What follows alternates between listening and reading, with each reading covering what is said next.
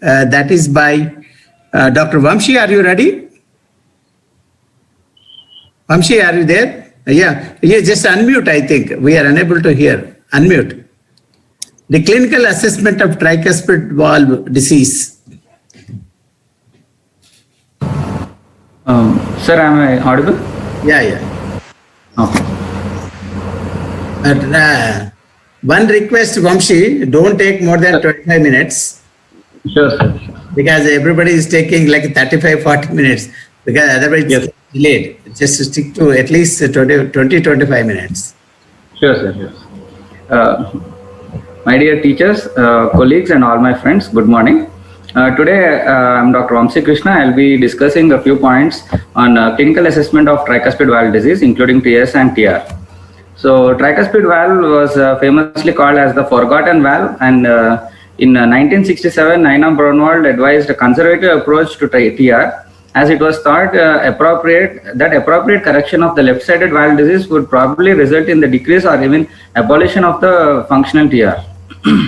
So that's how it was famously called as the forgotten valve. But the subsequent studies definitely proved that appropriate treatment of the tricuspid valve, even when it is secondary to the left-sided heart disease, improves the long-term outcome.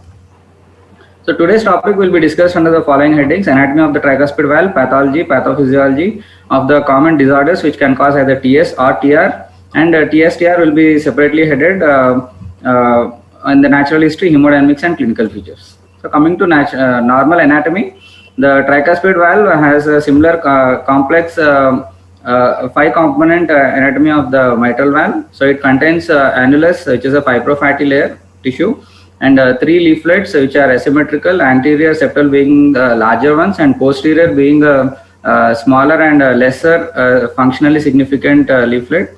Associated commissures, 3 sets of papillary muscles, and chordae tendineae. So this is the most apically and caudally situated valve.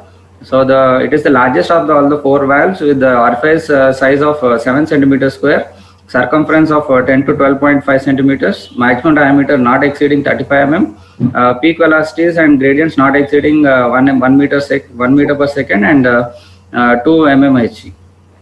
The annulus is a 3-dimensional structure which is oval in shape, and as it gets dilated, it becomes more and more circular. The normal tricuspid annular diameter is about 2.8 plus or minus 5 centimeters. It is 20% larger than the mitral valve. The papillary muscles and chordae tendineae, there are 3 sets of papillary muscles, the chordae tendineae arising from each set into the adjacent leaflets. The anterior set of chordae tendineae insert into the half of septal and half of the anterior leaflets, and likely. Coming to the diseases of the tricuspid valve, they can be distinguished as primary tricuspid valve diseases and secondary tricuspid valve diseases. So primary diseases include the inherent abnormalities of the tricuspid valve apparatus, whereas the secondary tricuspid valve diseases are due to the tricuspid valvular annular dilatation and structurally normal annular.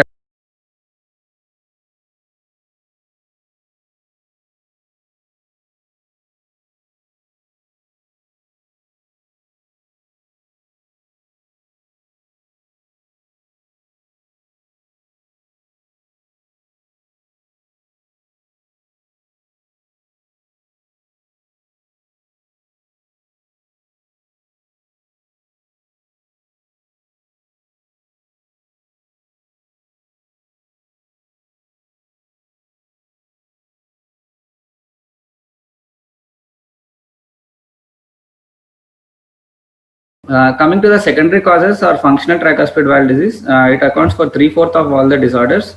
It is basically due to right ventricular dilatation, right ventricular hypertrophy, like pulmonary hypertension and pulmonary stenosis, and global or segmental dysfunction, global dysfunction including cardiomyopathies, long-standing right ventricular hypertension with fibrosis, and segmental like ischemia or endomyocardial fibrosis and arrhythmogenic right ventricular dysplasia. Rheumatic valvular heart disease, which was discussed extensively yesterday, it includes almost 90% of disorders of tricuspid valve in India are due to rheumatic disease. But tricuspid valve on autopsy was found to be involved in 15% of the patients, whereas only 5% of the patients had clinically significant tricuspid valve disease. In Mayo surgical study, 53% of the 363 valves studied were having post-inflammatory etiology. Coming to the carcinoid syndrome, neuroendocrine tumor, it is due to excessive production of serotonin, and which causes symptoms like flushing, diarrhea, dyspnea, palpitations, and right heart failure, and right-sided heart diseases. So basically, the pathophysiology is formation of fibrous tissue deposits, which are white fibrous carcinoid plaques, which get deposited in the endocardium of the valve, intima of the great veins, and coronary sinus. These carcinoid plaques, when they get attached to the ventricular surface of the valve, they cause adhesions of the tricuspid valve cusp to the right ventricle, and they cause tricuspid regurgitation. So here we can see carcinoid plaque deposits flushing, and even along the coronary sinus, the plaque deposition is seen. Coming to drug-induced valvulopathy, fenfluramine, phenetramine, ergot alkaloids like ergotamine, methotrexate, and Parkinsonian drugs like pergolide, carbergolide, all these drugs, they cause excessive secretion of excessive action, stimulation of the serotonin receptors, and cause tricuspid valve disease. Coming to tricuspid valve prolapse, this is a degenerative process. It's due to myxomatous changes in the valve. It is usually associated with 20 to 30% of mitral valve prolapse will also have associated tricuspid valve prolapse, and it is also associated with aortic atrial septal defect. Next is the Epstein's anomaly. It is a common congenital anomaly which causes tricuspid regurgitation. It is due to the apical displacement of the tricuspid valve and ventricularization of the right atrium. And iatrogenic causes like chronic placement of the pacemaker leads, like defibrillator leads, will cause looping, and they may get fused with the tricuspid valve apparatus, causing tricuspid stenosis. Infective endocarditis, which has a prevalence of around 3 to 7.5 per lakh, is usually where there is IV drug abusers. Tricuspid valve infective endocarditis is common, and it is usually caused due to Staphylococcus aureus. Next is endomyocarditis. It is an endemic disease of subtropical Africa, where there is extensive thrombosis and shortening of tricuspid leaflets and chordae tendineae. So these are the various involvement of the nodules in various diseases. Other causes are penetrating non-penetrating trauma, DCM, SLE, radiation injury, rheumatoid arthritis, and tumors. Coming to clinical presentation, pure forms of TS and TR are rarely seen. Usually they are mixed, and there is a dominant TS or a dominant TR. Coming to clinical assessment of TS, causes we have already seen. So history, the basic pathophysiology of TS is decreased cardiac output and increased right atrial pressure. So this causes progressive fatigue, edema, and anorexia. There is usually minimal orthopnea and PND attacks, and pulmonary edema and hemoptysis are very rare. There is a female preponderance for TS. There is usually absence of symptoms of pulmonary congestion in the patient with MS. Associated TS should be suspected, and elevation of systemic venous pressure is usually out of proportion to the degree of dyspnea. Physical findings include, usually there are signs of multivalvular involvement and often confused with mitral stenosis. So peripheral cyanosis, neck vein distension, which is, as we have discussed, out of proportion to the level of dyspnea. Hepatic pulsations, these are usually pre-systolic hepatic pulsations. Ascites, peripheral edema, and dysphagia. So patient who is having all these things but lack of dyspnea or very mild dyspnea should be suspected TS. Severe TS, the tricuspid area should be less than 1 centimeter square, gradient more than 5 mm, and T half more than 190. So usually there will be sinus rhythm, but long-standing cases may have atrial flutter or fibrillation due to right atrial enlargement. Coming to JVP, level of JVP is usually elevated or may be normal, but it usually depends on the severity of TS along with the volume status. So a patient who is having hypovolemia or who is well adequately treated with diuretics may have a normal level of JVP. A wave is usually prominent. It is basically due to the wastage of the atrial energy into the neck veins. So, and when the TS is long standing, there will be dilatation of the right atrium and right atrial hypertrophy, which causes stronger atrial contractions and causes giant A waves. Other causes of giant A waves are right heart failure, pulmonary stenosis, and pulmonary arterial hypertension. Coming to X descent, it can be normal and consistent with the large A wave, obliterated when there is AF. So when in AF, A wave as well as X descent are absent, and V wave may be the only positive wave of the JVP. Coming to Y descent, this is also characteristic of TS, that is slow Y descent obstruction. It is due to the obstruction of the right atrial emptying, and rapid Y descent excludes TS, but this is an unreliable sign. Apical impulse may be normal. S1 is usually not affected, as most part of the S1 is formed by the mitral valve, and if there is associated PH, P2 may be loud. Coming to opening snap, it is the sound generated due to sudden early diastolic buckling of the tricuspid valve due to elevated right atrial pressures. It's usually seen in the left lower parasternal area. It is due to the thickening of the valve, high pressure in the right atrium, and doming of the stenotic valve, usually the anterior and the largest leaflet. And the higher right atrial pressures, earlier the OS, and the shorter the S2 OS interval. So this also tells us about the severity of the tricuspid stenosis. It is usually present along the left lower border, increases with the inspiration. A2 OS interval is longer than with MS. So actually, when both opening snaps of MS and TS overlap, usually MS opening snap is slightly earlier than the TS opening snap, but they are usually superimposed, but they can be easily differentiated with the respiratory variation, that is TS opening snap increasing with inspiration, position around the left lower border, and radiation which is well localized, and it is usually associated with the prominent jugular A wave. So these are the normal intervals which everyone should be definitely aware of, and these are the conditions which can be easily confused with around the second heart sound. And these are the classification grading of the murmurs: Levin and Freeman's grading, 6 grades for systolic murmur and 4 grades for diastolic murmur. Coming to the murmur of TS, it is usually present at the tricuspid area, that is the fourth intercostal space, left sternal border, usually well localized. It is pre-systolic, usually with or without a diastolic component. Low frequency due to the lower pressure difference between the right atrium and right ventricle during the diastole. It is a rough rumbling in character, crescendo configuration that diminishes just before S1. Heard better in the right lateral decubitus during inspiration with the bell of the stethoscope, as it is a lower frequency sound. May be associated with the diastolic thrill in the left lower sternal border and becomes prominent with inspiration. So here we can see the opening snap, and associated loud P2 if there is pulmonary hypertension. The length of the murmur is directly related to the severity of the stenosis, and it may be heard in the third intercostal space and may be confused with the AR and PR, but the inspiratory increase in the murmur definitely tells the difference between AR, PR and TS. Coming to the murmur differentiation between MS and TS, it can be best heard at the TS murmur can be best heard at the left lower sternal border, and it starts early in the diastole with the opening snap, which is earlier, and it is of shorter duration, scratchy character, and increases with inspiration, whereas mitral stenosis murmur is heard at the apex in the left lateral decubitus, usually increases throughout the diastole. It is longer and rumbling and lower pitched than the tricuspid murmur, and increases with exercise. Coming to dynamic auscultation, the TS murmur increases with the leg raising, passive leg raising, squatting, abdominal compression, Muller's maneuver, inhalation of amyl nitrate, and isotonic exercise.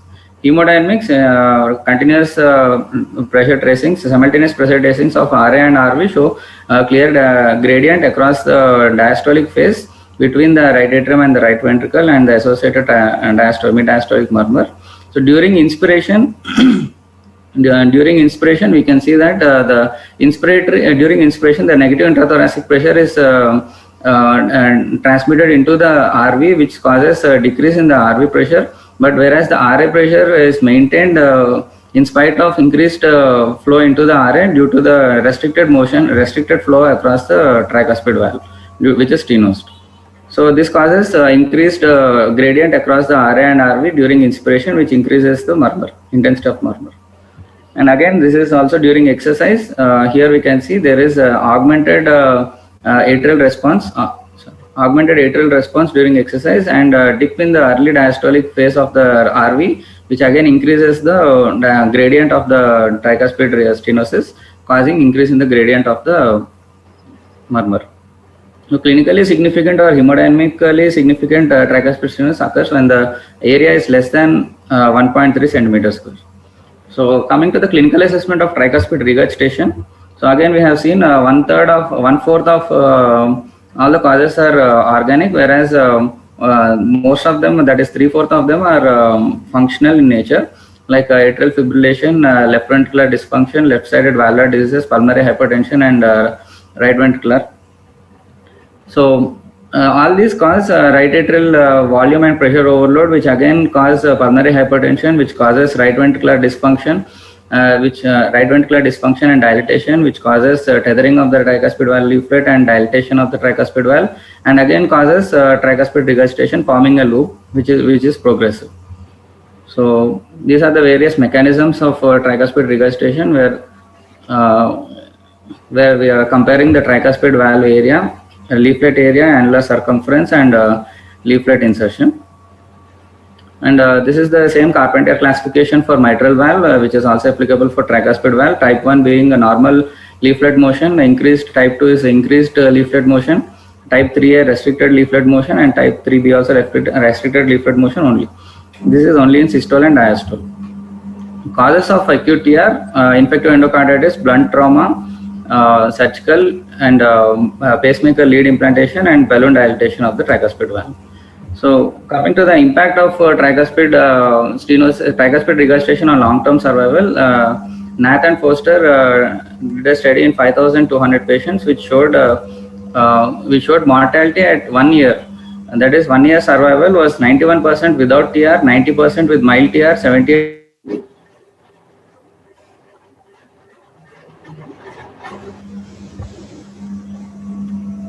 So it concluded that increasing TR severity is associated with worse survival in men, regardless of left ventricular function and pulmonary artery pressure. Severe TR is associated with a poor prognosis independent of age, biventricular function, RV size, and dilatation of the inferior vena cava. Another study by Lee et al. Showed that 5 years survival, till now we have seen 1 year survival. This is 5 year survival of severe TR patients who did not undergo surgery. The 5 year survival was 74%. Coming to symptoms, it also is a low cardiac output state, which causes weakness and fatigue, and edema, ascites, painful hepatomegaly can be due to right-sided heart failure, and throbbing neck pulsations, and symptoms of pulmonary congestion slowly abate. Coming to physical findings, there will be weight loss, pulsatile proptosis, head bobbing, that is no movement, earlobe pulsations, engorged neck veins, tender hepatomegaly with systolic pulsations, ascites, peripheral edema, icterus, acrocyanosis, and cachexia, which is usually due to protein losing enteropathy. Coming to JVP, again the level of JVP is usually normal or elevated. It can be normal when the patient is adequately treated with the diuretics or is having a hypovolemic status. So RV failure causes increased right ventricular and diastolic pressure, which in turn increases the right atrial pressure and causes elevated JVP. A-wave may be prominent in patients who are having associated pulmonary arterial hypertension or organic acute TR, and it may slowly merge with the V-wave when the TR is significantly increased. So these are some of the more important differences between acute and chronic TR. So it all depends on the size of the right atrium. So coming to the X descent, preserved X descent can be preserved when there is milder form of TR, chronic TR, or a larger chronic TR which is having a larger compliant right atrium.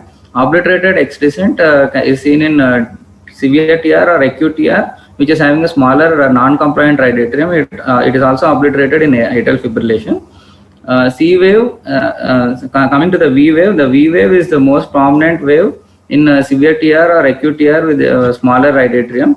There may not be any V wave or a small V wave when the TR is mild or chronic with a larger right atrium. The V wave usually fuses with the C wave with the V wave, forming the CV wave or the S wave. Coming to the Y descent, this is also a characteristic feature seen in the tricuspid regurgitation. That is Frederick's sign. It is the exaggerated drop in the diastolic central venous pressure, which causes a steep Y descent. That is a rapid and steep Y descent. This is due to the rapid filling of the right ventricle. Slow wide descent in a patient with tricuspid regurgitation should be suspected with associated tricuspid stenosis. Coming to the H wave, it is described by Hirschfelder in 1907. It can be mistaken for A wave in atrial fibrillation. So it is usually seen in slower heart rates. In slow heart rates, when there is a longer diastole, during diastasis, a positive wave on the ascending limb of the V wave or on the Y wave can be seen, and just before the next A wave. This is called the H wave.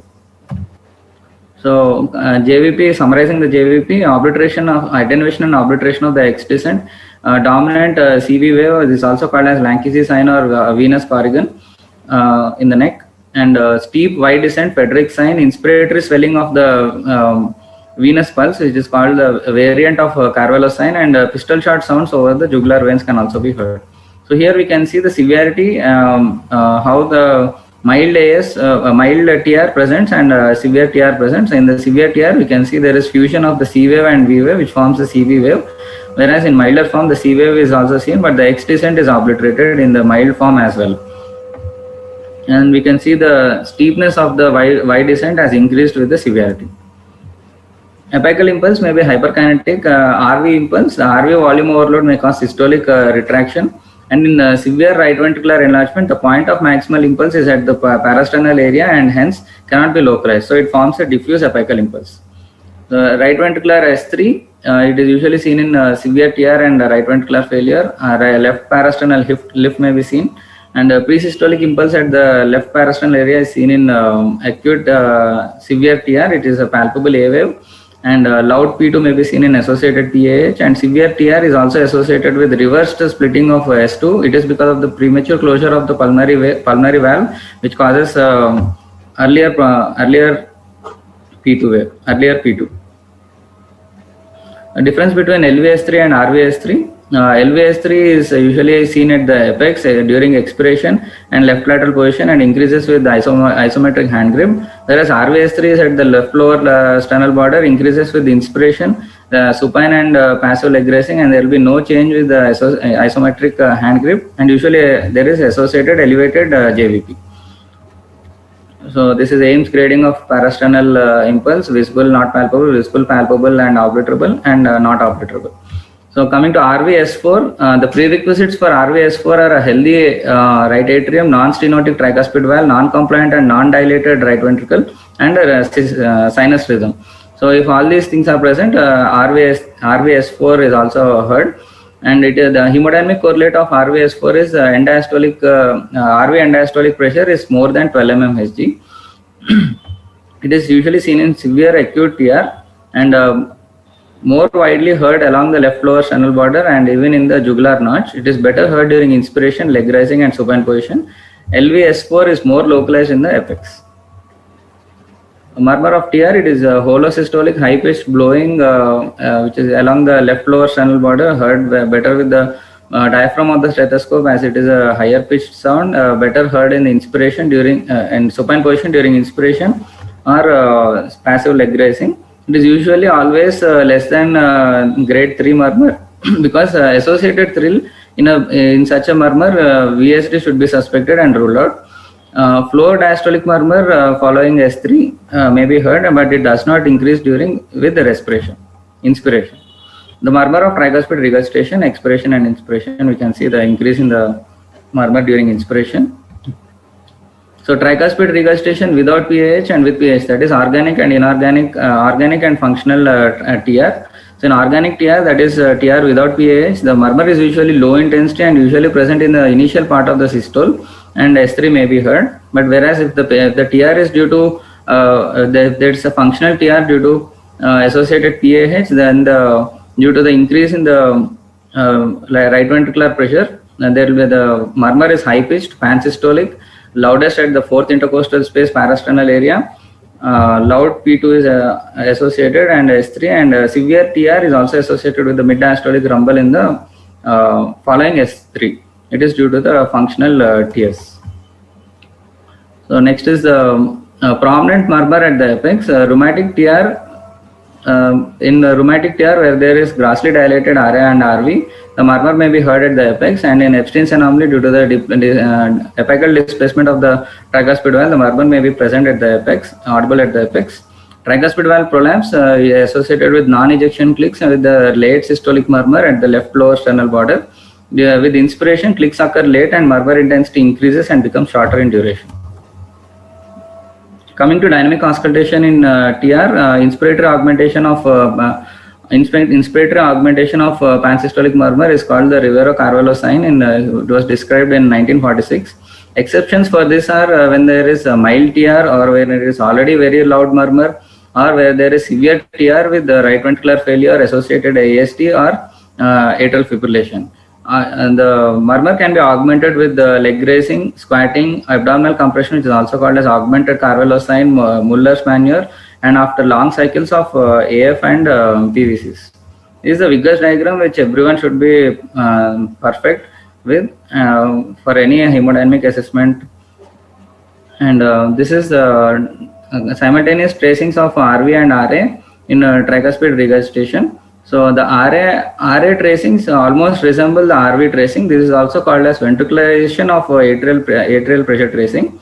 So here the interesting thing is when the RV systolic pressure is more than 55 mm Hg, it is usually associated with functional TR.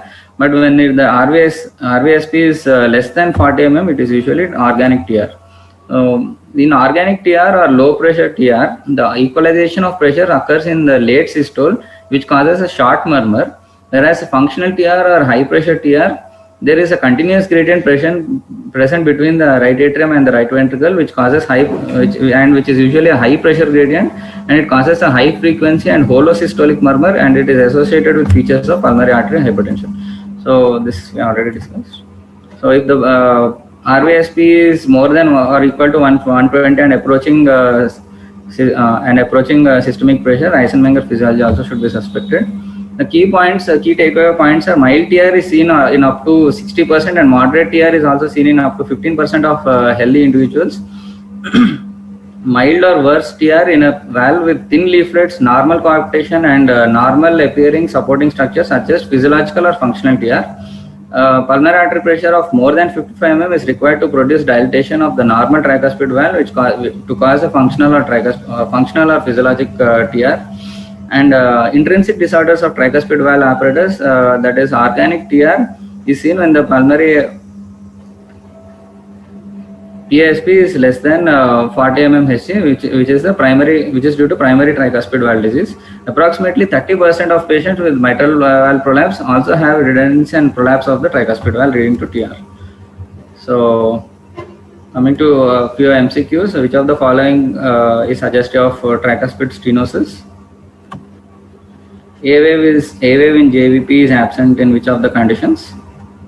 And all of the following increase the intensity of TR except. Thank you.